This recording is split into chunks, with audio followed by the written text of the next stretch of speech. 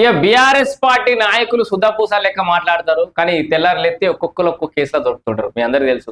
ఇక కేటీఆర్ అయితే మా అంత మొగోళ్ళు లేరు, మా అంత సిపాయిలు లేరు అంటాడు. ఆయనేమో ఈ ఫార్ములా కార్కి సంబంధించి ఇలా ఛార్జ్షీట్ పడ్డది. దాంతోపాటు ఇవాళ ఎమ్మెల్యే రోహిత్ రెడ్డి ఆయనకు సంబంధించిన అంశం కూడా మళ్ళీ చూడరు. ఏడాది కాలంగా రోహిత్ రెడ్డికి డ్రగ్స్ సరఫరా అనేవి అవుతున్నాయట. హైదరాబాద్ చెందిన రాకేష్ వర్మ ద్వారా సరఫరా అవుతున్నాయి. కౌశిక్ రవితోనూ అతనికి లావాదేవీలు. ఇక్కడ మీకు మొన్న ఎప్పుడో మర్చిపోయిన ఇంకొక అంశం, ఈ రోహిత్ రెడ్డి ఏదైతే దొరికిండో ఈ డ్రగ్స్ వాడు కూడా దొరికింది కదా, కాల్పులు జరిగాయి కదా, ఆ జాగ కూడా అసైడ్ భూమి అట, కబ్జా చేసిన భూమి అట. వాళ్ళు కట్టుకున్నటువంటి ఆ ఫామ్ హౌస్ కూడా గింత దొంగల గింత దుర్మార్గుల. ఇంకా ఇసంటి వాళ్ళు ఏమని వెనకేసుకొస్తావు కేటీఆర్? విచ్చల విడిగా డ్రగ్స్ పెరిగిపోయినాయి అంటే అది మీ హయాంలోనే, డౌటే లేదల్లా. కొన్ని సంవత్సరాల నుంచి నడుస్తున్నటువంటి డ్రగ్స్ మీద ఈగలు రేవంత్ సర్కార్ వచ్చిన తర్వాత వీళ్ళ మీద దాడులు చేస్తే చాలా వరకు బయటపడ్డాయి. ఇక నీ మీద కూడా ఈయన మీద కూడా అందరి మీద డ్రగ్స్ టెస్టులు చేయాలని చెప్పేసి కూడా పెద్ద వాదన నడుస్తుంది కదా.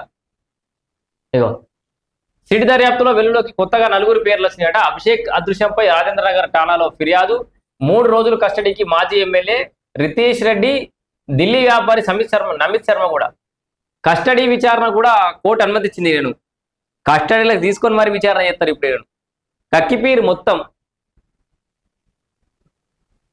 గింత విచ్చలవిడిగా డ్రగ్స్ వాడుకుంటా దావతులు చేసుకుంటా పోలీసులు పోతే పోలీసుల మీకే గన్ ఫైర్ చేసిరట.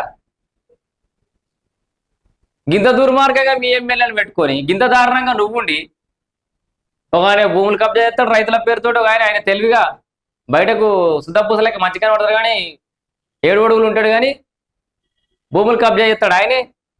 డ్రగ్స్, సినిమాలు, దందా, కథా కార్ఖానా ఇంకొక ఆయనే. యథా రాజా తదా ఎమ్మెల్యేలు. మళ్ళీ ప్రజలు అనలేను, వాళ్ళంతా సర్వనాశనం చేశారు బీఆర్ఎస్ పార్టీ ఎమ్మెల్యేలు. సో భరాసా మాజీ MLA Rohit Reddy farm house drugs party పోలీసులపైకి కాల్పులు, కేసులో కొత్త పేరు లింకులు. అరే ఈడొక ముచ్చట తీసుకురావాలి. మన సార్ ఉంటాడు కదా బాస్ ఆర్ఎస్ ప్రవీణ్ కుమార్ గారు, ఈ ముచ్చట గురించి మాట్లాడతలేడని చూస్తున్నా నేను. మా రోహిత్ రెడ్డి మీద అన్యాయంగా కేసు పెట్టిరు, డ్రగ్స్ తీసుకోవడం నేరం కాదు, సో అండ్ సో యాక్ట్ ప్రకారం గీత వరకు కరెక్టే. గమనించాలని చెప్పు ప్రవీణ్ కుమార్ గారు. ఎన్ని రోజులు ఆ దొరలు కాస్తావు ఇంకా. సో వీళ్ళ గురించి ఎక్కువ మాట్లాడ అనవసరం, కానీ ఏదో కింద కనబడ్డాడు కదా, ఏదో ముచ్చట ఉందని చెప్పి చెప్తున్నా. సో వాళ్ళంతా మొత్తం అందరే ప్రజలు అన్ని గమనిస్తున్నారు. గమనించండి కొంచెం. ప్రజా జీవితంలో ఉన్నప్పుడు ఇంత వరస్ట్ హ్యాబిట్స్ ఉన్నటువంటి నాయకులని మనం ఎట్లా యాక్సెప్ట్ చేద్దాం? ఇక వీళ్ళు శుద్ధపూస ముచ్చట్లు. దాన్ని ఏమంటారు, ఆ మూసీ ప్రక్షాళనలకు కూడా అప్పుడు మేమే దాని కమిషన్ ఏర్పాటు చేసినాం. నేనే 1600 కోట్లతో సంబింతను సింపుల్ తక్కువ బడ్జెట్ తోటి అయిపోయేది. నేను డిపిఆర్ కూడా రూపొందించడానికి కేటీఆర్ అంటాడు. మరి ఇప్పుడు ఎందుకు అడ్డుపడుతుడు?